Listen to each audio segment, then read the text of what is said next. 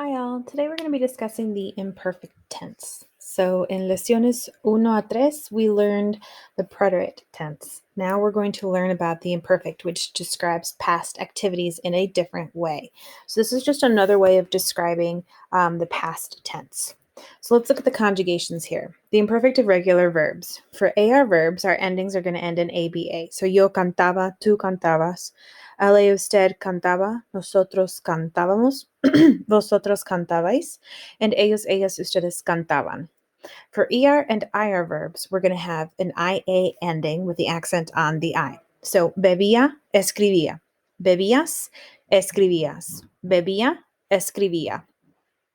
Bebíamos, escribíamos. Bebíais, escribíais. Escribíais. And then bebían, escribían. So note that the imperfect endings of ER and IR verbs are the same. Also note that the nosotros form of AR verbs always carries an accent mark on the first A of the ending. All forms of ER and IR in the imperfect carry an accent on the first I of the ending. So notice that only nosotros here has that accent on the first A, while the accent mark is on all of the I's on ER and IR.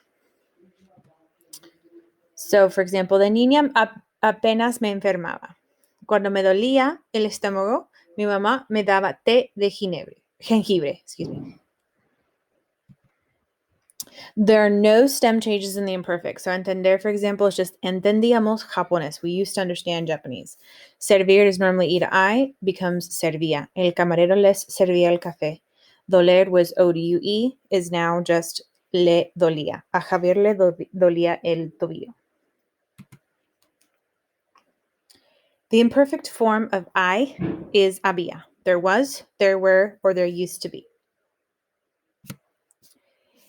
Ir, ser, and ver are the only verbs that are irregular in the imperfect. So there's only 3 irregular verbs, which is nice because it's, only 3 to memorize. The imperfect of ir is iba, ibas, iba, íbamos with an accent on the I, ibais, and iban.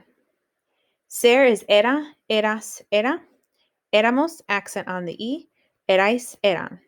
And then ver is veía, veías, veía, veíamos, veíais, and veían.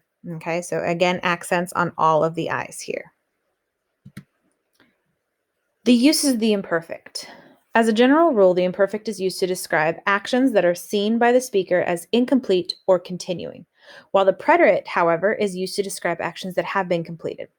The imperfect expresses what was happening at a certain time or how things used to be, while the preterite, in contrast, expresses a completed action. So, for example, ¿qué te pasó? What happened to you? Me torcí el tobillo. I sprained my ankle. So I'm looking at you with a cast on your ankle, and the event had occurred. You tripped, you fell, you sprained your ankle. They're done, they're over. So you use the preterite. However, ¿dónde vivías de niño? Where did you live as a child? Vivía en San Jose. I lived in San Jose. This is the past tense because you might not live in San Jose anymore, but you used to for a long time, for a continuing time period, you lived in San Jose. So you use the imperfect because you were explaining something that is either incomplete because you may still live there, you may not, but it is also a continuing action. These expressions are often used with the imperfect because they express habitual or repeated actions. So, de niño or de niña as a child, todos los días, every day, and mientras, while.